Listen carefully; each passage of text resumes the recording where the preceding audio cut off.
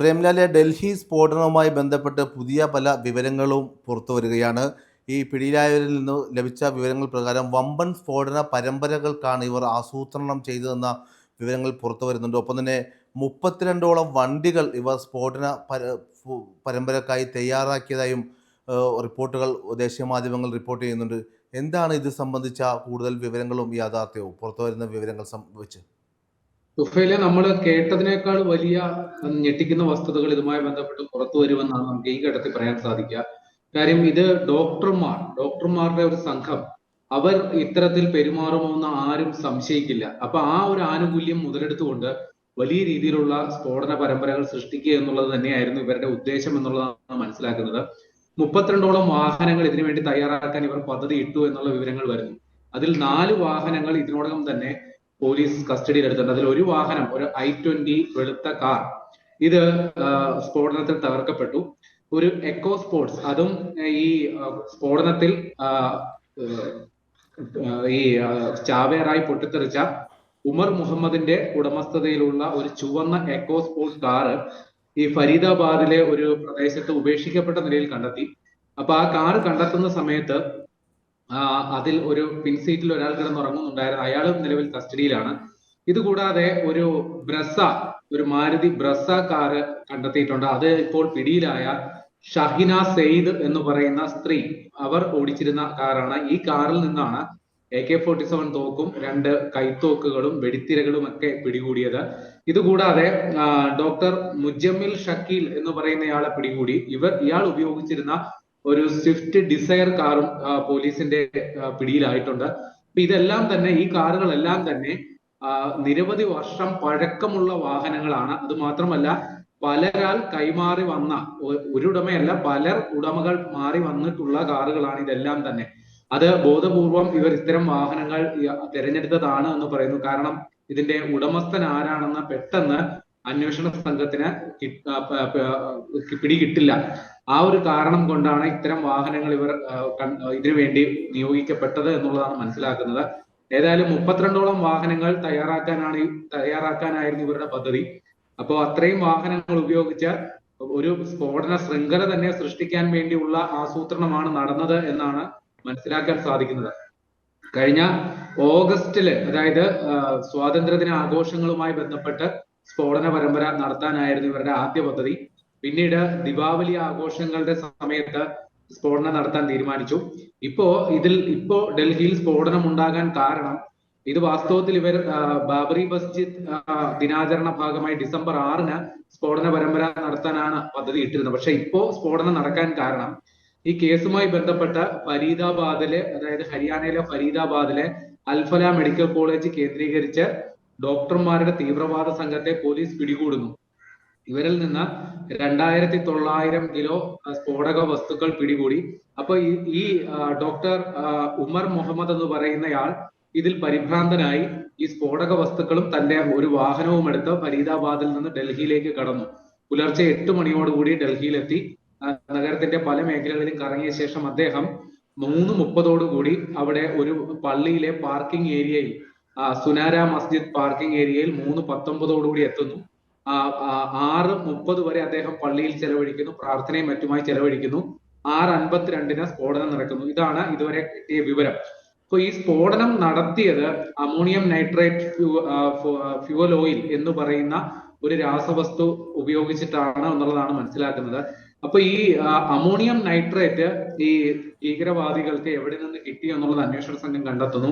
അതോടൊപ്പം ഇവർ ഈ അമോണിയം നൈട്രേറ്റിനോടൊപ്പം കലർത്താനായിട്ട് നിരവധി രാസവസ്തുക്കൾ, അത് ഈ ഡോക്ടർമാർ ഈ ആശുപത്രിയിലെ ലാബിൽ നിന്ന് കടത്തിക്കൊണ്ടുവന്ന ഈ ഹരിയാനയിലെ ഈ ഫരീദാബാദിലെ 2 ഗ്രാമപ്രദേശങ്ങളിൽ, അതായത് ധോജ് താഗ എന്ന് പറയുന്ന 2 ഗ്രാമപ്രദേശങ്ങളിൽ എത്തിച്ച് ഇത് സ്ഫോടക വസ്തുക്കളുമായി കൂട്ടിയോജിപ്പിച്ചു. അതായത് ഈ അമോണിയം നൈട്രേറ്റും മറ്റ് രാസവസ്തുക്കളുമായി കലർത്തി സ്ഫോടക വസ്തുക്കൾ ഉണ്ടാക്കി എന്നാണ് അറിയാൻ സാധിക്കുന്നത്. അതെല്ലാം തന്നെ ഈ നേരത്തെ ഈ ദീപാവലി ആഘോഷങ്ങൾക്കടക്കം ഇവർ സ്ഫോടനം നടത്താൻ ലക്ഷ്യമിട്ടു. അപ്പോൾ ഈ വലിയ രീതിയിൽ ഇവർ സ്ഫോടക വസ്തുക്കൾ ഇതിനോടകം തയ്യാറാക്കിയിട്ടുണ്ട് എന്നാണ് അന്വേഷണ സംഘം മനസ്സിലാക്കുന്നത്. ഈ ഉമർ മുഹമ്മദ് എന്ന് പറയുന്നയാൾ കഴിഞ്ഞ ദിവസം റെഡ് ഫോർട്ടിലെ പാർക്കിംഗ് ഏരിയയിൽ വാസ്തവത്തിൽ സ്ഫോടനം നടത്താനാണ് ലക്ഷ്യമിട്ടതെന്നുള്ള അന്വേഷണ വിവരങ്ങൾ വരുന്നു. പക്ഷെ ആ സമയത്ത് അങ്ങോട്ടേക്ക് പ്രവേശനം ഇല്ലായിരുന്നു, അവിടെ അടച്ചിട്ട അവസ്ഥയിലായതുകൊണ്ടാണ് ഇദ്ദേഹത്തിന് ഈ റെഡ് ഫോർട്ടിന്റെ പരിസരത്തെ മെട്രോ സ്റ്റേഷന്റെ കവാടത്തിന് സമീപത്തെ ട്രാഫിക് സിഗ്നലിൽ സ്ഫോടനം നടത്തേണ്ടി വന്നത്. ഇദ്ദേഹത്തിന്റെ ഉദ്ദേശം അതായിരുന്നില്ല എന്നുള്ള വിവരങ്ങൾ വരുന്നു. ഏതായാലും ഇപ്പൊ അന്വേഷണവുമായി ബന്ധപ്പെട്ട ഈ Al-Falah school of medical science അതൊരു കേന്ദ്ര ബിന്ദുവാണ്. കാര്യം ആ അൽഫല മെഡിക്കൽ കോളേജിലെ ബോയ്സ് ഹോസ്റ്റലിലെ റൂം നമ്പർ 13, കെട്ടിട നമ്പർ 17, റൂം നമ്പർ 13 കേന്ദ്രീകരിച്ചാണ് ഈ ഗൂഢാലോചന മുഴുവൻ നടന്നത് എന്നുള്ളതാണ് വിവരം. ഈ റൂം നിലവിൽ ഇപ്പോൾ ചാവേറായി പൊട്ടിത്തെറിച്ച ഉമർ മുഹമ്മദിന്റെ പേരിലുള്ളതായിരുന്നു. ഇവിടെ ഇത്തരത്തിൽ തീവ്രവാദ ചിന്താഗതിയുള്ള നിരവധി പേർ വന്നു പോയതായിട്ടുള്ള വിവരമുണ്ട്. ഇപ്പോ ഈ അൽഫല മെഡിക്കൽ കോളേജിലെ തന്നെ ഒരു നിസാർ ഉൽ ഹസൻ എന്ന് പറയുന്ന ഒരു ഡോക്ടർ, അയാളെ കാണാനില്ല എന്നും വരുന്നു. അപ്പോ ഈ അൽഫല മെഡിക്കൽ കോളേജിൽ നിന്ന് മാത്രം ഇപ്പോ ഉമർ മുഹമ്മദ് അടക്കം 4 പേർ ഇതുമായി ബന്ധപ്പെട്ട പിടിയിലായിട്ടുണ്ട്. ഒന്ന് ഉമർ മുഹമ്മദ്, അദ്ദേഹം സ്ഫോടനത്തിൽ കൊല്ലപ്പെട്ടു. മറ്റൊന്ന് മുജമ്മിൽ ഷക്കീല്, മറ്റൊന്ന് അദീൽ അഹമ്മദ് റത്തീർ എന്ന് പറയുന്ന അദ്ദേഹം പിടിയിലാകുന്നത് UP യിൽ വെച്ചാണ്.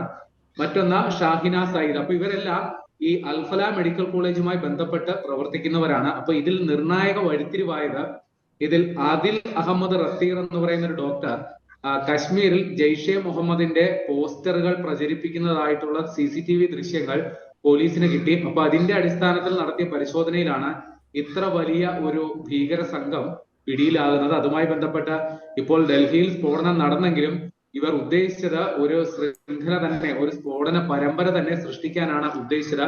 അതിന് പര്യാപ്തമായിട്ടുള്ള രീതിയിൽ ഇവർ സ്ഫോടക വസ്തുക്കൾ ശേഖരിച്ചിട്ടുണ്ട് എന്നുള്ളതാണ് മനസ്സിലാക്കുന്നത്. അതോടൊപ്പം ഇപ്പോൾ അൽഫല മെഡിക്കൽ കോളേജ് അവർ വലിയ ആരോപണ വിധേയരാകുന്നു. അവർ ഇപ്പോൾ ഒരു വിശദീകരണവുമായി രംഗത്ത് വന്നിട്ടുണ്ട്. തങ്ങളുടെ ക്യാമ്പസ് ഇത്തരത്തിൽ ഭീകര പ്രവർത്തനങ്ങൾക്കായി ഉപയോഗിച്ചത് തങ്ങളുടെ ശ്രദ്ധയിൽപ്പെട്ടിട്ടില്ല. ബോധപൂർവം ഇവരെ സഹായിക്കുന്ന തരത്തിൽ ഒരു നിലപാടും മാനേജ്മെന്റിന്റെ ഭാഗത്തു നിന്നും ഉണ്ടായിട്ടില്ല. തങ്ങളുടെ മെഡിക്കൽ കോളേജിലെ ലാബിൽ ഇത്തരത്തിൽ സ്ഫോടനത്തിന് ഉപയോഗിക്കാൻ സഹായകരമായ യാതൊരു രാസവസ്തുക്കളും അനധികൃതമായി സൂക്ഷിച്ചിട്ടില്ല തുടങ്ങിയ വിശദീകരണങ്ങളാണ് ഇവർ തരുന്നത്. അതോടൊപ്പം ഈ ശൃംഖലയിലെ ഇതുവരെ 10 പേർ പിടിയിലായിട്ടുണ്ട്. അതിലേറെയും ഡോക്ടർമാരാണ്. നേരത്തെ പറഞ്ഞവരെ കൂടാതെ ഡോക്ടർ മുസമ്മിൽ അഹമ്മദ് ഗനായി, ഡോക്ടർ അജമുൽ അഹമ്മദ് മാലിക്, ഇവരും കൂടി പിടിയിലായിട്ടുണ്ട്. പിന്നെ ഇവർക്ക് ഈ തീവ്രവാദ ആശയങ്ങൾക്ക് വേണ്ടിയിട്ടുള്ള പ്രചാരണം നൽകാൻ വേണ്ടി അവർക്ക് ട്രെയിൻ ചെയ്ത ഒരു ഇർഫാൻ മൗലവി, അത് കാശ്മീർ സ്വദേശിയാണ്, ഇയാൾ ഇപ്പോൾ പോലീസ് പിടിയിലായിട്ടുണ്ട്. ഏതായാലും ഈ ഉമർ മുഹമ്മദിന്റെ അമ്മയും സഹോദരങ്ങളും ഇപ്പോൾ പോലീസ് കസ്റ്റഡിയിലാണ്. ഇവരെ ഇപ്പോൾ വിശദമായി ചോദ്യം ചെയ്യുന്നു എന്നുള്ളതാണ് വിവരം. ഈ ഉമർ മുഹമ്മദിനെ കുറിച്ച് അയാളുടെ വീട്ടുകാർക്കോ ബന്ധുക്കൾക്കോ ഒരു മോശം അഭിപ്രായം ഇപ്പോഴും ഇല്ല എന്നുള്ളതാണ്. ഈ ഉമർ മുഹമ്മദ് ഒരു താരതമ്യേന ഒരു അന്തർമുഖനായ ഒരു ചെറുപ്പക്കാരനായിരുന്നു. നല്ല വിദ്യാഭ്യാസമുള്ള, നല്ല പഠിക്കാനായിട്ട് നല്ല താല്പര്യമുള്ള ഒരു കുട്ടിയായിരുന്നു. ഏത് സാഹചര്യത്തിലാണ് ഇദ്ദേഹം ഈ തീവ്രവാദ ആശയങ്ങളിലോട്ട് വഴിമാറിയത് എന്നുള്ളത് വ്യക്തമല്ല എന്നാണ് ഇവർ പറയുന്നത്. അതേപോലെ ഷാഹിന സയ്യിദിനെ കുറിച്ചും വീട്ടുകാർ പറയുന്നത് ഇങ്ങനെയാണ്. ഇത്തരത്തിലൊരു തെറ്റായ വഴിയിൽ തങ്ങളുടെ മകൾ പോയത് അറിയില്ല എന്നാണ് ഷാഹിന സയ്യിദിന്റെ പിതാവ് പറയുന്നത്. ഇവർ വിവാഹമോചിതയാണ്. ഭർത്താവുമായിട്ട് വലിയ പ്രശ്നങ്ങളൊന്നും ഇല്ലാതിരുന്ന സമയത്താണ് വിവാഹമോചനം നേടിയത്. അപ്പോൾ എന്തിനു വേണ്ടിയിട്ടാണ് വിവാഹമോചനം നേടിയത് എന്ന് തനിക്കറിയില്ല എന്ന് മുൻ ഭർത്താവും പറയുന്നു. ഏതായാലും ഈ കേസുമായി ബന്ധപ്പെട്ട വലിയ ദുരൂഹതകൾ, വലിയ ഗൂഢാലോചനകൾ നടന്നിട്ടുണ്ട് എന്നുള്ളത് വ്യക്തമാണ്.